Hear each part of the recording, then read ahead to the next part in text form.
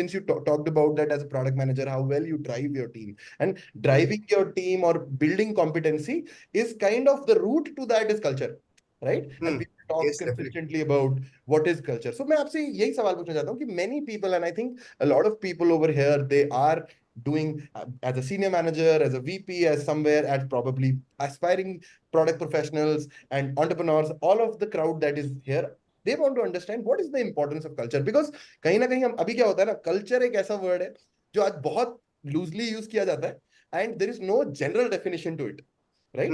So I want to hear from you, what is good product culture, or more generally, what is good culture and what does it enable in a company, right? And how do you practice it? And zarur kya, one more question that I have a sub question to this is that, does it really start from top? Can't an individual who's just joined in into a role contribute to it? I think these are the two questions that I wanted to ask. Yeah. Sure. And culture is a very deep term, huh? By the way. It's very misunderstood. It's a lot of times abused, and a lot of times just thrown around in conversations because it sounds very cool, right?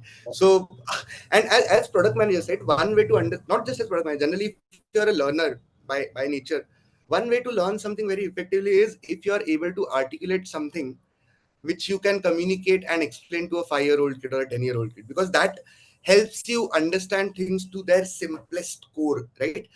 And because we're talking of something as heavy as culture, I just wanted to start with this point of simplicity. Very simply put, culture, in my opinion, there can be multiple definitions to it, right?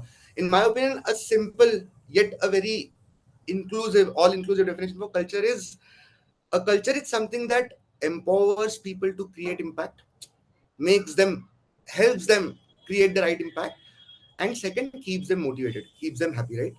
Generally, these are the only two things you are aspiring to achieve as a manager, that an organization is aspiring to achieve as an org, right?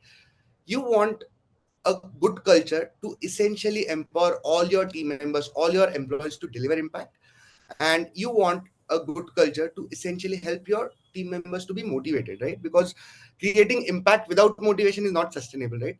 And like you rightly said, it's very difficult to put a foot on what is the causality that culture is driving, because it's generally like an effectual law, right? Karma. You don't, I push this laptop, the laptop will fall. That's cause and effect. Culture, helping someone, doing good deeds, doing bad deeds, is all effectual, right? You plant a seed right now, and you never know, but the return is actually universe is sending the return back to you. Sorry, it might get very philosophical, but that's the right way to look at it, because people underestimate the value of culture just because they are not able to put a causal effect to it, कि मैंने ये किया वो नहीं हुआ, तो मतलब कहाँ culture का importance नहीं है. It's not like that, right? And you don't realize this as young professionals, because generally you're dealing with a lot of other shit here. You're trying to get better at your role, solve problems.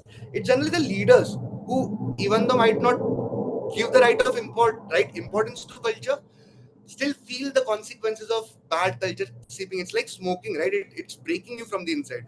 When you see that one key team member leaving, or the motivation of the team being down just because the process that an org is following, a leader suffers from it. What were the leader's two top KPIs? Ensuring that he gets shit done and ensuring his teams are happy. Both of these things remain unmet if a culture is not great beyond a particular point, right? And basically, this is what the definition of culture is, according to me: something that empowers you to deliver impact, and something that keeps you motivated. Now, very simply put, uh, culture, if you think about it, sorry, just lost my chain of thought. So something that helps you deliver impact, and something that helps you keep your teams motivated. So because Sharon asked me what are the pillars to a culture, if you were to look at it from a very simplistic lens, I think there are trust, transparency, teamwork are good three core pillars to what good cultures contribute to. I am saying this out of the pocket because generally we tried to follow a culture at team which was based on these three pillars, right? We as a team would be more effective, better problem solvers. We as a team would be more happy if everything we do relies on these three pillars: is trust, transparency, and teamwork, right? And that's basically what good culture is. Good managers essentially go the extra way to understand what is it that motivates their team members, right? Because if we define culture as something that keeps people motivated, as a leader you have to acknowledge the fact that motivation is a unique formula for every person. You as a manager will have to understand what your employee one versus what your employee two, what your employee three basically gets motivated by, and that's where you need to be empathetic towards your team members to actually figure out what motivates them and set the right environment for them to work. But generally, teams where these three pillars are there, trust, transparency, and teamwork, generally it works well, right? These three, in my mind, can be very or loosely held but very effective pillars of trust, of culture. And if you ask me, right, as young professional, generally culture is something that's very evident when it comes top down, because it just has slightly more impact, but it doesn't mean that it can't be contributed bottoms up, right? Every person with their unique way of managing their problems, dealing with their stakeholders, prioritizing, displaying ownership, is building onto the culture of the team. You can be working with a small team, but that small team will be happy, that small team will be impactful if you're if you're top notch at these two. If you try to solve a problem in its entirety, and if you acknowledge, if you empathize with the team that works with you, you are generally ending up building a good culture in any workplace that you build. It might be vetoed, it might be super impacted by something that comes top down, but we as individuals are able to create, like, responsibility is nothing but an ability to respond, right? So culture is a responsibility, and you can be at the lowest, you can be a peon in an office, you are still contributing to the culture, because it's just empowering folks to do their job well and ensuring people are happy working with you, right? makes And sense. this is something all of us can be notable. Makes sense. But एक चीज मुझे बताओ ना, मतलब I think more deeply I want to ask this is that यार you say that there is trust, there is enablement, there is all of those things. But यार ये चीजें anecdotal होती है, तो मैं आपसे जानना चाहता हूँ कि empathy का क्या example होता है, मतलब what is the smallest of things in which you show that you are being empathetic to someone? Because again you ये वैसे वाले pillars हैं जिनको थोड़ा deeply समझने की कोशिश कर रहे हैं, जैसे कि मैं इनको Sure. ये बताता हूँ कि like for example how you speak to a team member of yours who has probably no correlation to what he is contributing or she is contributing to your project, right? How Hmm. you're even talking to the person who's outside your door and maybe having some maybe an ice cream with that person, or maybe how do you talk to a waiter, right? That which has nothing to do probably in your Hmm. professional life, right? And how you treat is a definition of how empathetic you are. So Yeah. is there a way you essentially figure out कि यार ये जो बंदा है, this person is an embodiment or this person has the spark to become someone who will inspire people? Is there a way to kind of discern that when you speak to people, or are some things quite evident जिससे पता चलता है नहीं यार is being around this person is the right thing, this person is an empathetic person, who is an empathetic person? Hmm. Yeah, I'll just try to answer this question in a product management framework. Huh? Like, if I are a product manager to who is building a product that improves the amount of empathy in an individual, how would that product or PRD or solution look like, right? And we defined the problem here. मुझे empathy quotient बढ़ाना है. How Correct. do I break, like, if I were to solve this problem, I'll try to break it down into smaller parts. What is it that's stopping people from being unempathetic? Now there can be हजार reasons. Like, I'm a bad person generally. मेरे को ना लोगों का खून चूसने को मजा आता है. That's why I'm not empathetic. Cool. That's a factual reason. Generally, most of the employees don't fall in this bracket, right? Second thing is, I'm not empathetic because my life is generally इतना खराब चल रहा है. I'm dealing with so much shit day in day out. I don't have time to be empathetic to others' problems, right? And like linking to the first question, by the way, we said one of the differentiating qualities is problem understanding or customer empathy. We are talking about the same empathy here.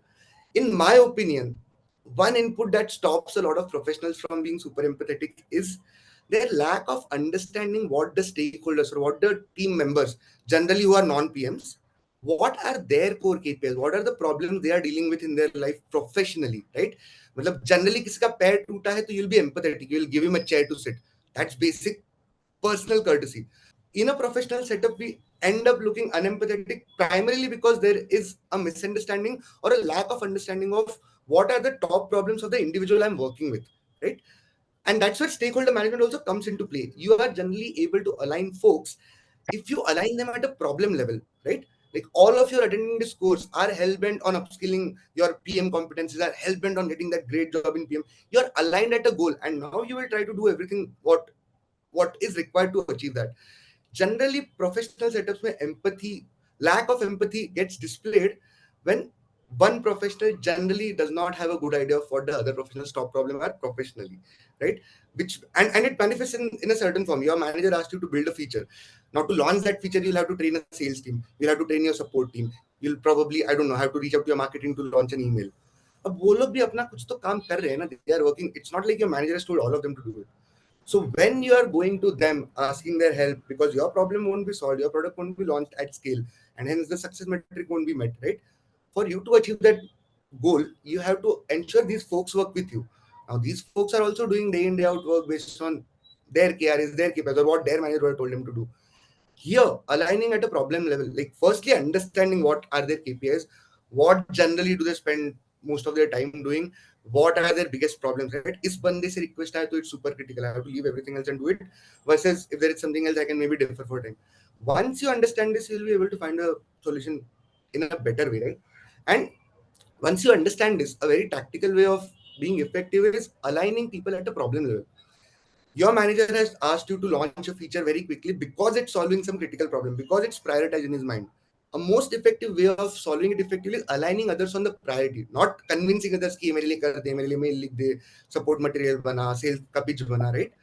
Telling them कि यार doing this would probably get us that extra 10% of revenue. While we are doing everything, I think we are still 10% short. ये चीज 2 दिन में crack मार के कर देना, शायद we can get closer. Should we give it a shot? If you're aligned at a problem level, no, everything else falls into place. If that support guy, if that sales guy, if the marketing guy are aligned, ki, this can potentially bring me 10% more revenues per month. He has also agreed to the fact that he will write that extra launch email, he will create that support training material, and he will go and create the sales pitch, right? So understanding the other roles, other stakeholders, professional KPIs, what problems they are solving, goes a long way in making you empathetic. You don't have to be like, if you personally ask me, you have to be far more empathetic to your girlfriend, to your wife, right? And unka dil samajhna is a much more difficult problem. Trust me, it's very easy in a professional setup, right? Because we are following some defined rules. You just need to understand what stakeholder are given by. Problem पे सब align करेंगे, because finally the company has one goal. We as different roles are just contributing the main problem. So if you agree at the problem, everything downstairs become easy, and this is something that helps strike that empathy. A lot of folks who come out as non-empathetic, less on empathy, are generally displaying a lack of understanding of the other person's top problems. Bas. Very nice. I think such a great advice. This is